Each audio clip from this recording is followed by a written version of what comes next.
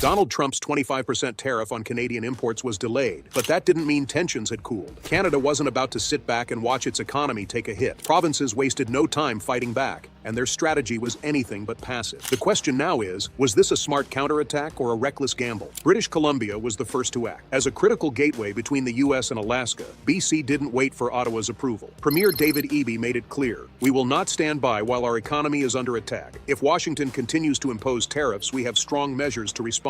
And he meant business. The first move? Targeting a key U.S. supply route. Commercial trucks from the U.S. that relied on BC highways to transport goods to Alaska suddenly faced a hefty new toll. That corridor moves over $720 million worth of goods every year. And now American trucking companies would have to pay up just to keep things moving. It was a direct hit to American logistics and businesses that depended on smooth, cost-efficient transport. But BC wasn't done. They took aim at another lucrative U.S. export: liquor. A full ban was announced on imports from Republican-led states, specifically targeting California, Texas, and Florida. Why? These states are home to some of the biggest producers of wine and spirits, and the move sent a clear message. If American politicians wanted to play hardball with Canada, their own industries would feel the heat. The federal government wasn't far behind. Prime Minister Justin Trudeau didn't hold back. "Canadians are reasonable and we are polite, but we will not back down from a fight. Not when our country and the well-being of everyone in it are at stake." That wasn't just talk. Canada officially slapped its own 25% tariffs on a staggering $155 billion worth of U.S. goods. The list was long: aluminum, steel, consumer products, and a heavy focus on agricultural exports. Washington's decision had just cost American producers a massive Canadian market. Finance Minister Dominic LeBlanc made it clear, "Canada does not seek a trade war, but if the U.S. imposes tariffs, we will retaliate." The message was firm. Canada wouldn't be bullied, and this was just the beginning. It didn't take long for other provinces to follow British Columbia's lead. Nova Scotia took a different approach, banning U.S. firms from bidding on government contracts. That alone was a major blow, but they went even further, doubling road tolls for American commercial trucks entering the province. This wasn't just about retaliation. It was about making American businesses feel the squeeze in every way possible. Alberta's Premier Danielle Smith didn't mince words either. She warned that the Trump administration was pushing Canada into a corner. "If this continues, both sides will suffer the consequences," she stated, hinting that the energy sector could soon be drawn into the conflict. Alberta is home to vast oil and gas reserves, and its exports to the U.S. are critical to American energy supply. A disruption here wouldn't just hurt business. It could send shockwaves through the entire North American energy market. Meanwhile, Manitoba and Newfoundland weren't sitting idle. Both provinces took a more symbolic but still effective stand, banning U.S. liquor imports entirely. But they didn't stop there.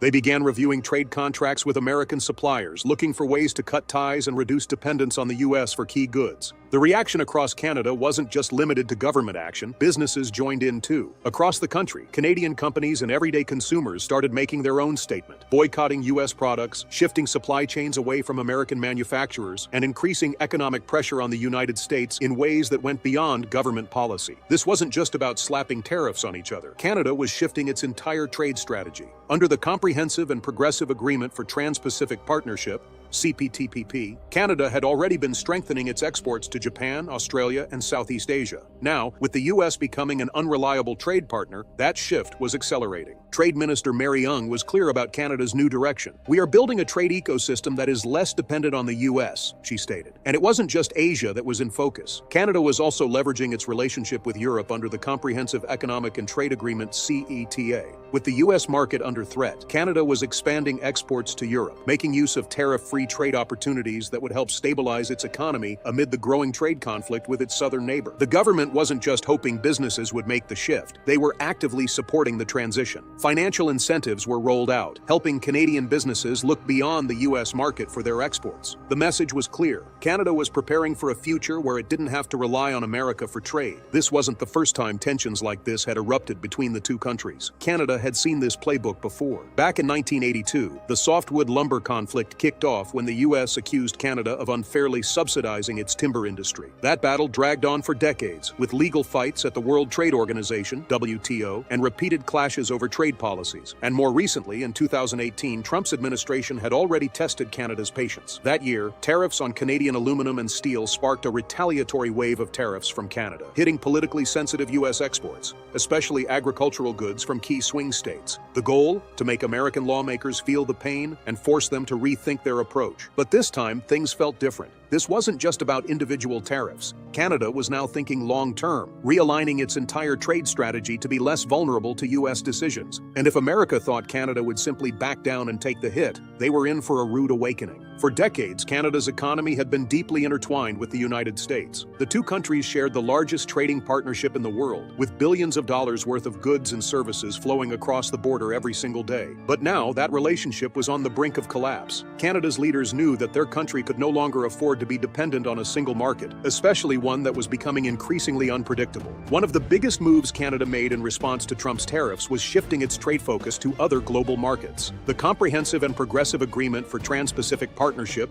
or CPTPP, was already in place, giving Canada access to massive markets in Japan, Australia, and Southeast Asia. But with tensions rising with the U.S., Canada accelerated its efforts to expand trade under this agreement. Trade Minister Mary Ng made it clear Canada's future was not going to be dictated by Washington. "We are building a trade ecosystem that is less dependent on the U.S.," she stated, emphasizing the urgency of diversifying Canada's trade partners. Instead of waiting to see what the next U.S. administration might do, Canada was taking proactive steps to ensure its economic security. But Asia wasn't the only focus. Canada was also strengthening its exports to Europe through the Comprehensive Economic and Trade Agreement, or CETA. This agreement, which had been signed years earlier, gave Canada tariff-free access to European markets.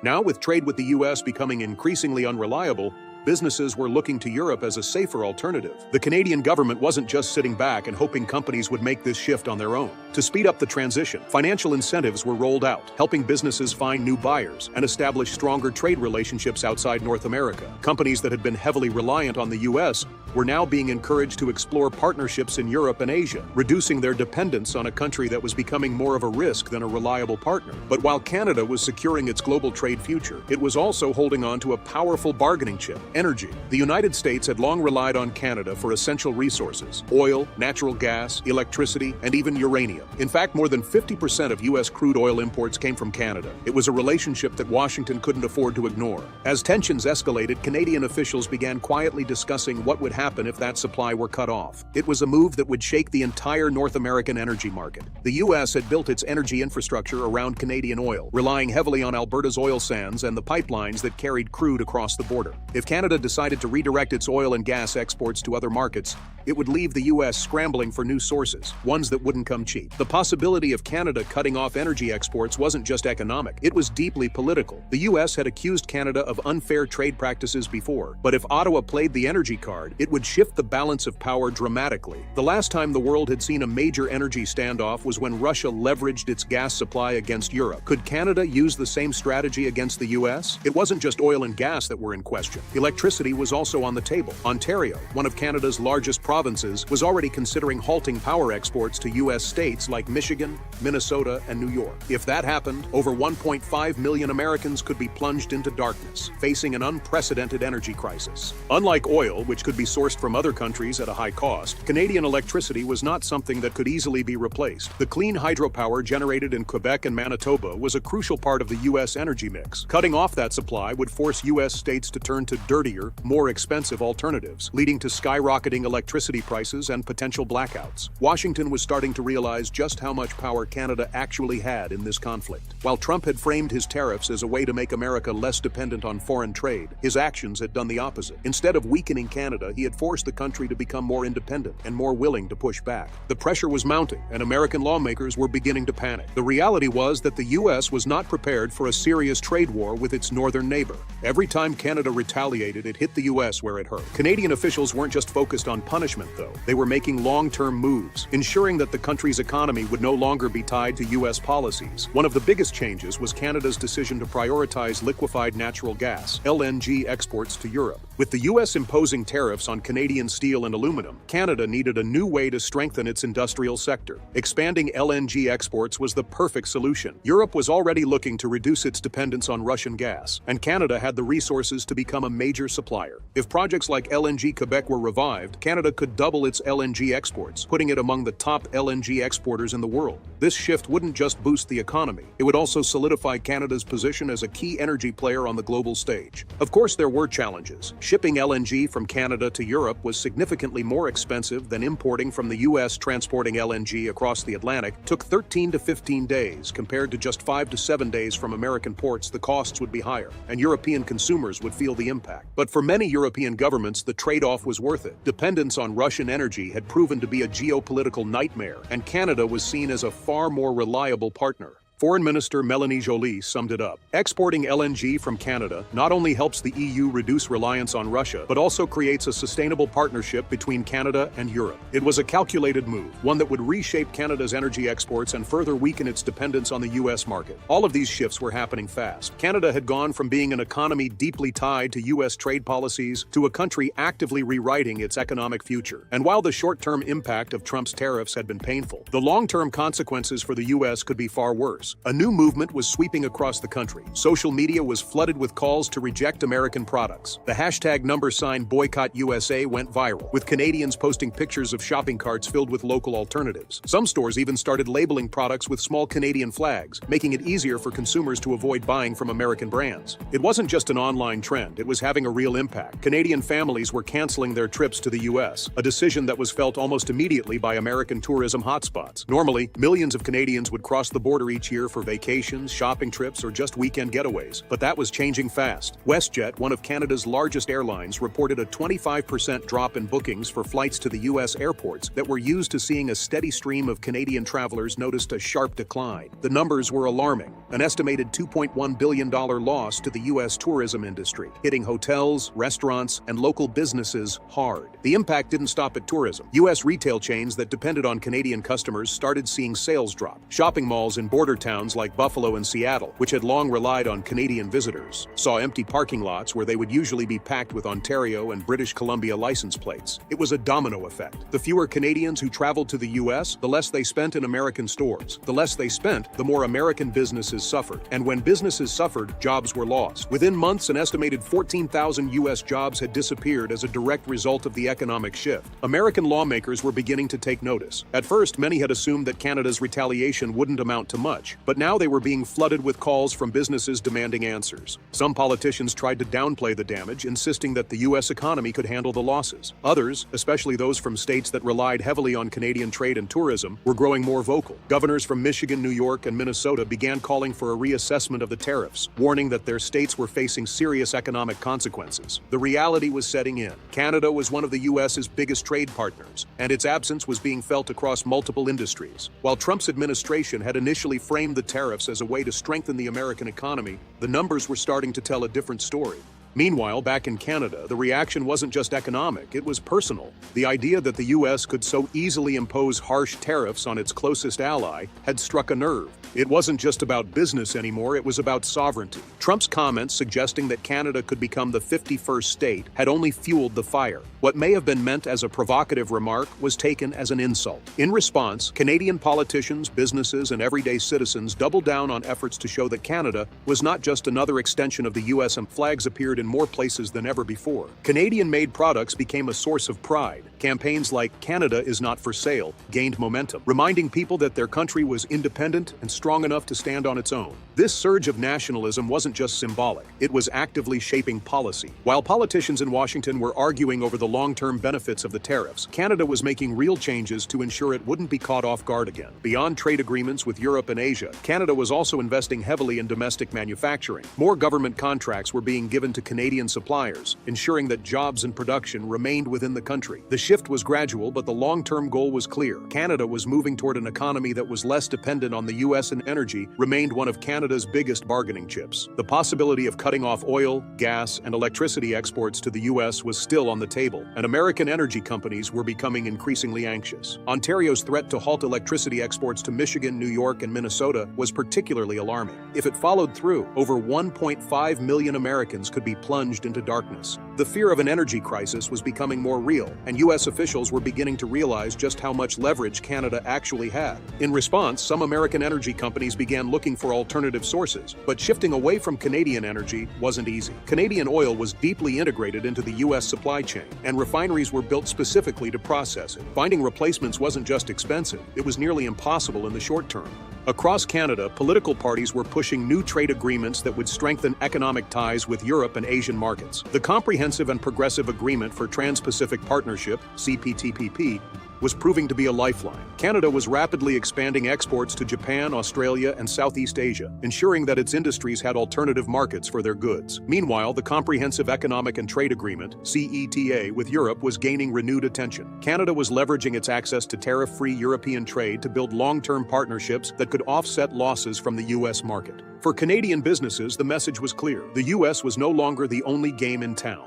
Government incentives helped companies redirect their exports, and major corporations were looking for ways to increase their presence in European and Asian markets. It was a calculated response to what many saw as an unpredictable and unstable trade relationship with the United States. But while Canada was busy reworking its economic future, Trump wasn't backing down. He made it clear that his administration wouldn't be making any concessions, and if Canada thought it could pressure the U.S. into reversing course, it was mistaken. Instead, he doubled down, reimposing a 25% tariff on steel and aluminum imports from Canada and Mexico. The decision sent shockwaves through the North American economy, forcing Canadian industries to brace for yet another financial hit. However, rather than retreat, Canada saw this as an opportunity to make an even bigger move, one that could fundamentally shift the balance of economic power in North America. Instead of just retaliating with more tariffs, Canada turned its attention to one of the most powerful economic weapons it had: energy. For years, Canada had been a key supplier of oil, natural gas, and electricity to the U.S. American industries depended on these resources to function, and Canadian energy exports had long been taken for granted. But now Ottawa was considering what once seemed unthinkable: cutting off or severely limiting the flow of energy to the U.S. Ontario, one of Canada's most energy-rich provinces, announced that it was exploring the possibility of halting electricity exports to the U.S. If this happened, states like Minnesota, Michigan,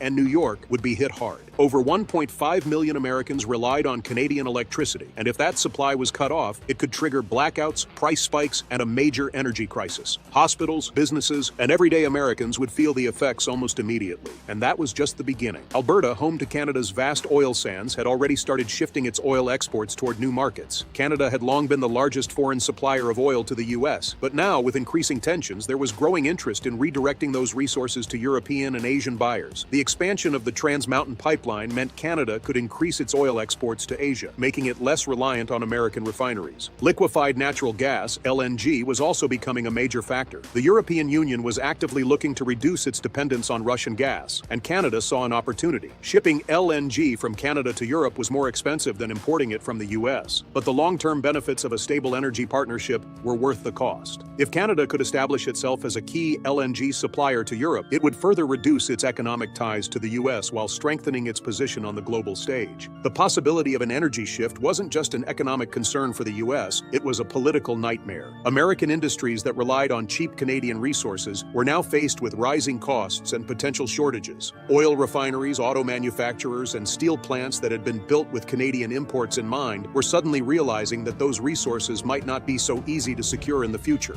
Washington was beginning to panic. Trump's administration had underestimated how far Canada was willing to go to protect its economy. What had started as a trade dispute was now turning into a full-scale economic realignment. U.S. lawmakers from affected states were beginning to push back against the White House, urging Trump to reconsider the tariffs before the damage became irreversible. But it wasn't just politicians who were feeling the pressure. The American people were starting to see the effects of the trade war in their daily lives. Higher prices on imported goods, disrupted supply chains, and economic uncertainty were causing frustration. And as the standoff dragged on, many began questioning whether Trump's aggressive trade policies were actually helping American businesses or just making things worse. Despite mounting pressure, Trump refused to budge. His administration continued to argue that the tariffs were necessary to protect American industries, even as evidence showed that they were doing more harm than good. The loss of Canadian trade was costing the U.S. billions, and businesses were being forced to either absorb the costs or pass them on to consumers. Meanwhile, in Canada, there was a growing sense of unity. The trade war had ignited a wave of economic nationalism, and people were more determined than ever to support Canadian industries. Consumers were actively choosing Canadian-made products, businesses were prioritizing domestic suppliers, and political leaders were making it clear that Canada would not be pressured into submission. The idea of Canada as a mere extension of the U.S. economy was being rejected outright. Trudeau and other Canadian officials made it clear that their country was an independent economic power, not a subordinate player in America's trade strategy. The notion that Canada could be pushed around by Washington was outdated and no longer reflected the reality of the situation. The bigger question now was what the long-term consequences would be. Canada had taken massive steps toward breaking free from its economic dependence on the U.S. But was this a sustainable shift? Could Canada fully integrate into European and Asian markets without suffering major losses? Would the U.S. be forced to backtrack and mend its trade relationship with Canada, or would it double down on its hardline stance? For American businesses, the answer was clear: they needed Canada. The U.S. economy was deeply intertwined with its northern neighbor, and the idea that America could simply replace Canadian resources and goods was unrealistic. For decades, Canada had been one of the most stable and reliable trade partners the U.S. had, and disrupting that relationship was proving to be a costly mistake. The trade war wasn't over, but one thing was clear: Canada wasn't backing down. The country had found new strength in adversity, using the conflict as an opportunity to redefine its economic future. The balance of power in North America was shifting, and for the first time in a long time, the U.S. was the one left wondering how to adapt.